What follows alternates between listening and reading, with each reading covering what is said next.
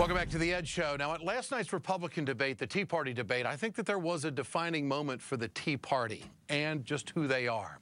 It was when Congressman Ron Paul was asked who should pay health care coverage for an uninsured 30-year-old after a serious accident.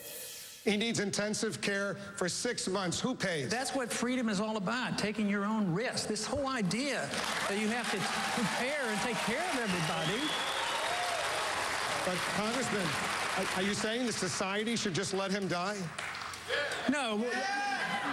I practiced medicine before we had Medicaid. Yeah, was the response from several audience members about whether society should let the man die.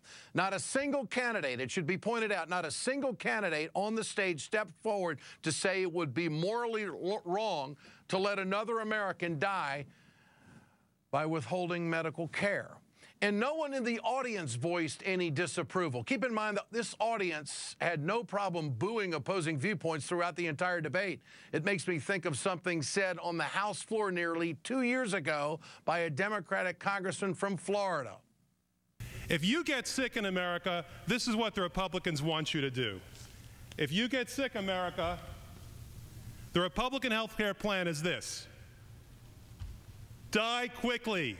That's right. The Republicans want you to die quickly if you get sick.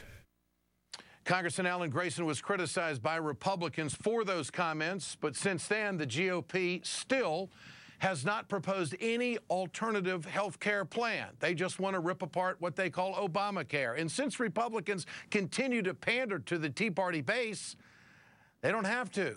They just need to let them die.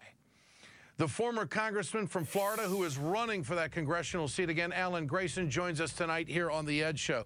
Congressman, good to have you with us tonight. A couple of things. First of all, what was your feeling when you were watching that debate last night? You saw the question, you saw the response, and you got the response from the crowd. What were you thinking? I thought their true colors are shining through. That's what I thought. And, you know, I'm often proven right, but usually not so vividly. I have to say that this encapsulates exactly what people fear about the Tea Party, the so-called Tea Party, that they just love the taste of blood in their mouths. And that's what this seems to come down to. You know, they call themselves pro-life, but if you listen to them last night, it seemed that they were pro-death. And I think it's sad. Well, I mean, look, this is the fact. We have a country with 50 million people who can't see a doctor when they're sick.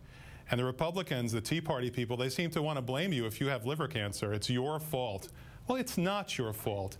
And I think we can show a basic human decency toward other people without losing our own. I wonder about these people who seem to have lost their own. You know, we're 50th in the world now in life expectancy. Canadians live about 2 years longer. Japanese people live about 4 years longer. And yet we pay 30% more for our health care than any other country in the entire world. Are you telling me we can't do better than this?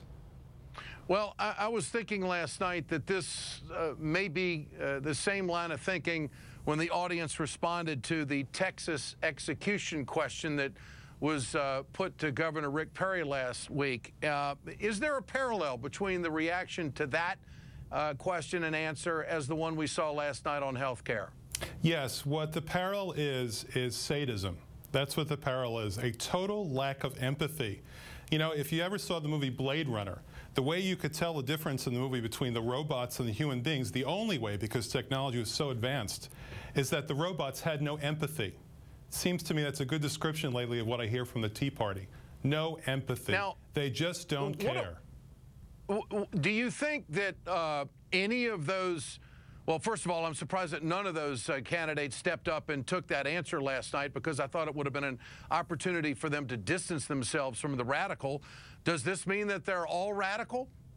Oh, absolutely. You know, they're catering to the basest instinct in every single one of us. And whatever you may say about President Obama, good or bad, he has never done that. Never once have I heard the president try to push the panic button, which is such an easy thing to do when you're an elected official. Never once have I heard him to appeal to hatred or to fear, and they do that incessantly on the other side, nonstop, and they've got an audience for it, judging from what I heard. 49.9 million people in this country don't have health insurance, and a doctor was on that stage last night pushing for the free market. I think we are a better country than that. Congressman Alan Grayson, good to have you with us tonight. I appreciate you joining us.